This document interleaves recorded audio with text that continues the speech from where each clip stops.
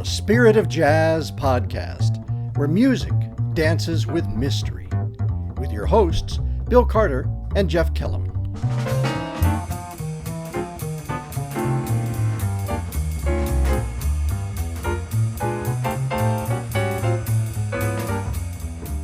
Welcome to the Spirit of Jazz. I'm Jeff Kellum, along with... Hey, this is Bill Carter. We're glad you've tuned in again. Bill, I was thinking of all the different kinds of jazz there are, and I realized if someone asked me the difference between, I don't know, traditional jazz and bebop, I wouldn't know what to say. I'm not a musicologist. All I know is what I like to hear. So how about today I throw some terms at you and let you tell us what these words mean, and then you could find maybe a proponent or two if we're going to talk about a particular kind of music. Well, we can talk for a bit and then play a couple of samples from the vast Presbybop music catalog. Yeah, that sounds like a terrific idea. All right. I can't wait to see what comes up when we talk about acid jazz. Oh, nothing at all. Let's start with that word. Jazz itself, sure. Jazz. I mean, we've talked about that earlier on. Jazz is often described as a musical style or a category for selling recordings, or a suspicious cacophony that frightens church organists, raises the blood pressure of symphony violinists. For me, jazz is music that blurs the distinction between composition and improvisation. I would think of jazz more as a verb rather than as a noun. As in jazz it up? Yeah. Yeah. So it's assuming that there's more to music than what's printed on a page. Yeah, and if I think of a piece of art and somebody says, well, that's good, but can you jazz it up? Or there's a graphic, well, can you jazz it up? You're adding to something which is already there and enriching it in an affective way. That's right. And that's how the whole tradition of the music got started, as far as I can tell. There were church hymns played by a cornetist named Buddy Bolden.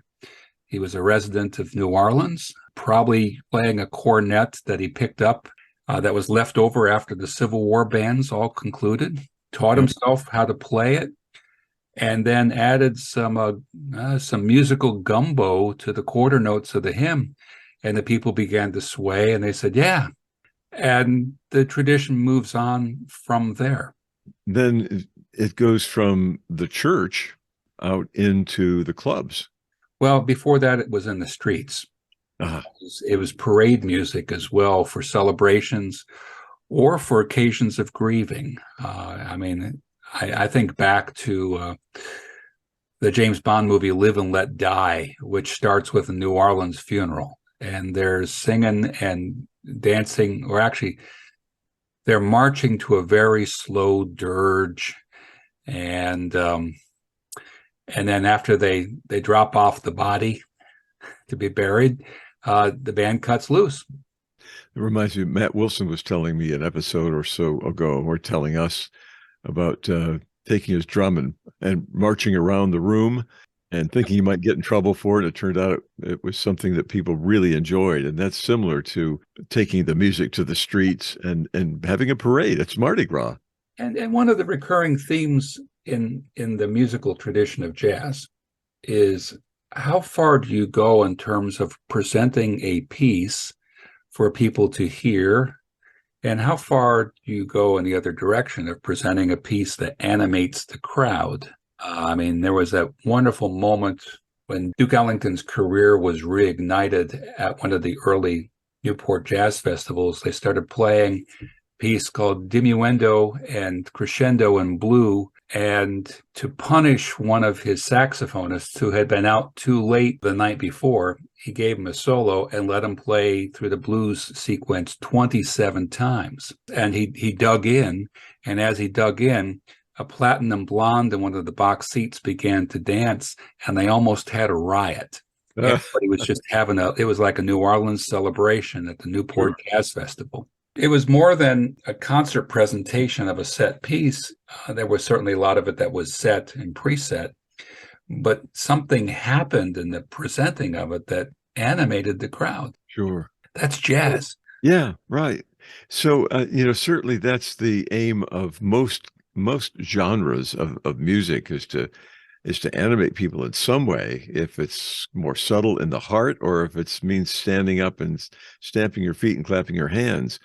But jazz seems to be the music that is most likely, and rock and roll, I guess, would. And let me press you a little bit now and move toward the kinds of jazz that, like Presbybop. Yeah, Presbyterian bebop, broadly understood. That's the beginning of the name. Bebop was actually a reaction to swing music. So let me kind of run through maybe the chain here. You have early music, early jazz, a lot of it based on 16 measure songs, like "Gonna Lay Down My Sword and Shield Down by the Riverside" or "When the Saints Go Marching In." Some of them spirituals, some of them popular songs. That got more complicated as the music tradition developed. As some schooled musicians joined the fray, they began to arrange it. And then by the time you get to the 1930s, they had structured it to the point there were different sections in the band. There was a saxophone section, a brass section with both trumpets and trombones, a rhythm section with piano, bass, drums, guitar, perhaps. Early ones had a tuba. And this multi-sectional music was developed into a big band.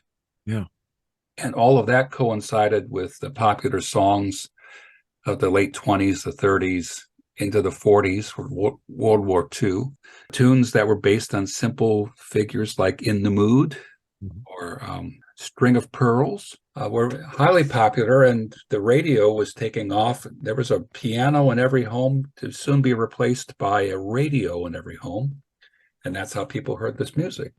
Musically, however, World War II hit, and it intersected with a number of things. One was a growing disillusionment, not only with war, but with race relations in America, and also existentialism coming out of France.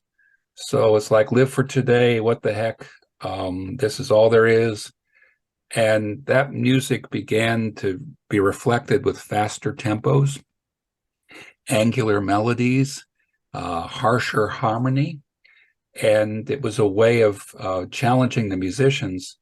That was kind of the beginning waves of the music called bebop, which got its name by the melodies. Bebop, bebop.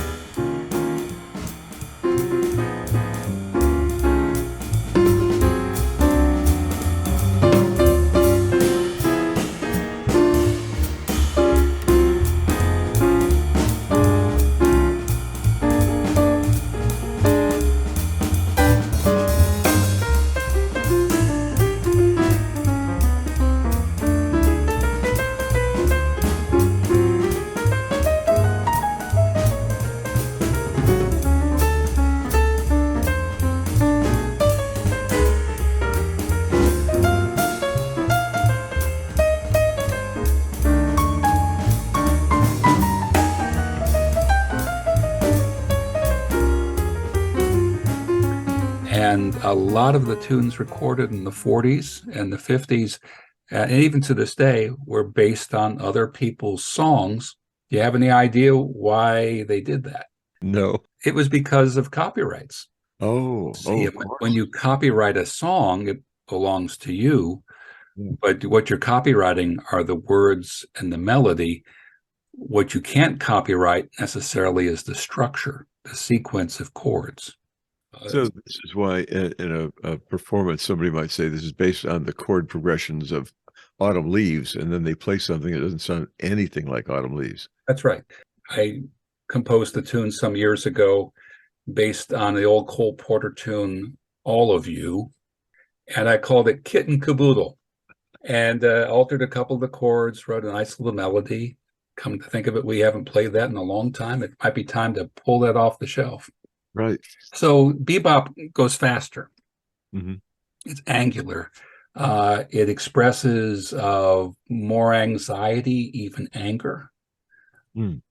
And in response, there's a tradition coming out of the West Coast and the East Coast, which is called cool jazz.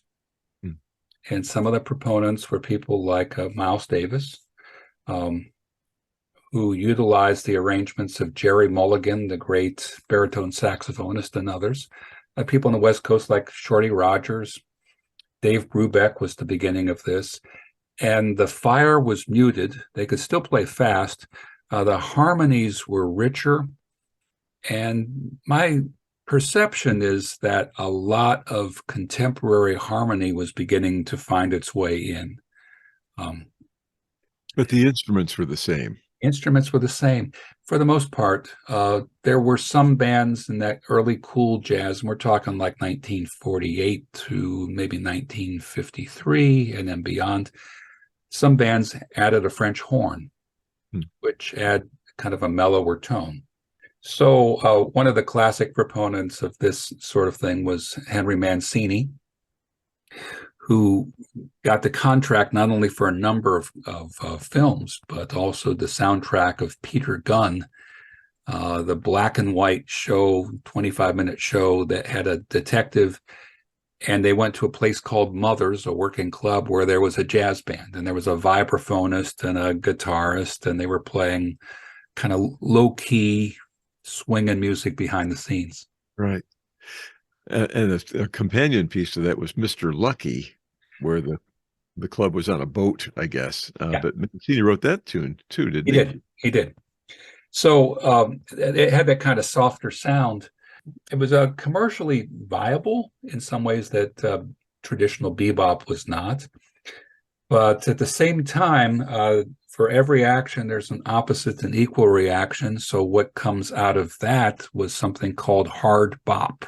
And the proponents were people like Horace Silver, an astonishing composer, and Art Blakey, the drummer, who loved to kind of come up with a shuffle beat. And that music just kind of bangs along, and it was almost gospel-centered in very simple triadic chords. It wasn't as complex. And man, your foot couldn't stop swinging. Yeah, and the Blue Note Records' biggest hit, I think, was Donald Byrd. Well, he was at first. Art Blakey had a tune called Moanin', which was actually the title of a composition by a Philadelphia pianist, Bobby Timmons. And there was just something bop ba dee ba ya ba doo bop bo bop bop ba doo da da da da. So the trumpet player would be taking the lead, like harken back to Louis Armstrong trying to imitate the voice. Yeah. You know, what does it mean? And the rest of the band would be singing amen, amen. Yeah. All of this continued to be a stew pot. So as the tradition developed, the last innovations became kind of the ground of the new work. So by the time you get to the early 60s, a lot of hard bop had, again, sped up the tempos, was requiring a lot of facility by the musicians. And that continued to develop. And then by the mid-60s, there were two things that were really developing. One was kind of a combination of what had come before, but also the emergence of using electric instruments. There was an electric guitar, Wes Montgomery, for instance, a hard-swinging guitarist from Detroit. But by the late 60s, Herbie Hancock says he shows up at a recording studio, and Miles Davis pointed at a Fender Rhodes electric piano and said, "Play that." And he didn't like it, and at least not at first. And that's when different styles began to fuse, beginning what we would call jazz fusion or jazz rock at first. But actually, the fusion had been happening for 15 years. Jazz had begun to partner with the symphony orchestra. Dave Brubeck's brother Howard wrote a piece called Dialogues in Jazz, which was recorded. Gunther Schuller, and bless his heart, Leonard Bernstein. They all began to draw on the resources of the music. And again, there's no exact demarcation of these kind of times, but what we see is this continuing evolution of the living tradition. Well, and, having played a lot of pop music on the radio, I think back to Blood, Sweat, and Tears in Chicago, Earth, Wind, and Fire, which brought in a lot of Afro-Cuban jazz in some of their work. And then a lot of the Chicago stuff. In fact, Chicago did an album of maybe 10 years ago of Glenn Miller tunes, updated in their own style, Yeah. which is the amalgamation of these forms again. Oh, make me smile. The global influences, particularly as TWA began to go around the globe with airlines, and people will be finding their way to New York or Buenos Aires. Hmm. The whole, before that, Dizzy Gillespie had fallen in love with Cuban music and particularly percussionists. Yeah. So some of that wanders into his bebop in the late 40s and continues throughout the rest of his career. Yeah. And Stan Getz had a top-selling recording based on the bossa nova, the new thing. I found a slide that I had taken on a trip to New York when I was maybe 12, and I looked carefully at some of the neon signs, and there was Tito Puente's name on a sign at a club. I thought, my gosh, I was within 1 block of Tito Puente at one time. And of course, I wouldn't have known who the man was at that time, but Sure. Yeah. Well, and there are a lot of things that we just never picked up on. When I was doing graduate work in New Jersey, I saw a flyer one day in the post office for a concert with Dave Brubeck. It was going to be his Christmas cantata. And I said, oh, I'm sure that's not very good. Little did I know. Yes, that's right, that there would be a personal connection to that one. Yeah. And we miss things all the time. Yep. Yeah. One other piece of jazz, which may circle us back to some of its roots. When I was in college, one of my classmates was named Kirkwood Cunningham. He was a chemistry major, but he had a radio program on the college station. And I said, "You're playing Dixieland." And he said, "Oh, no. He said, I don't call it Dixieland. It's traditional jazz. I'd rather call it traditional jazz." Yeah. Well, traditional jazz actually was a movement in the 50s. And I'm just, as much as I enjoy playing some of that early music with some of my friends, the fact of the matter is, in the 50s, it kind of resurfaced around the time of the Red Scare. So no one's ever really kind of named that. Yeah. But I'm often noticing how much folk with the same skin tone as myself really like traditional jazz. And they're scared to death of bebop, and they're really terrified of avant-garde. Well, now that we've talked about these, is there a tune that you'd like to use as an illustration of one of the forms that we've talked about? Well, let's tell you what. Second line music is often, that's kind of a phrase used to describe some early jazz from New Orleans. So when we put together an album of music based on and inspired by the Psalms of Israel, I created the piece from the last Psalm, Psalm 150, which is 6 verses of praise with all the instruments. And this one's called Everybody Dance.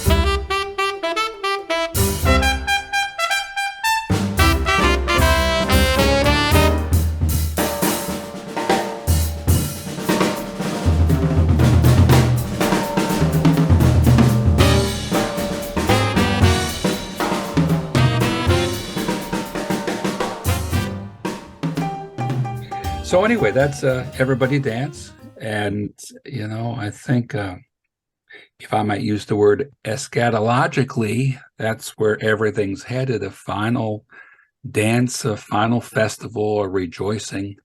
Every foot will move. Mm-hmm. There are tears, they will be tears of joy. That's right. So anyway, this living tradition of jazz is something which, well, this explains why we have so much to talk about, Jeff Kellum. Well, we do, and we've looked at the spirit of jazz, the spirituality of jazz, and today we've been talking about jazz in more general terms, right? And understanding, where the music comes from, how it develops, how the tradition begins to progress. A tradition that is alive can't be frozen in time, no matter how hard we try. Yeah. That's why when you go and play in churches, the frozen chosen defrost a little bit. Sometimes.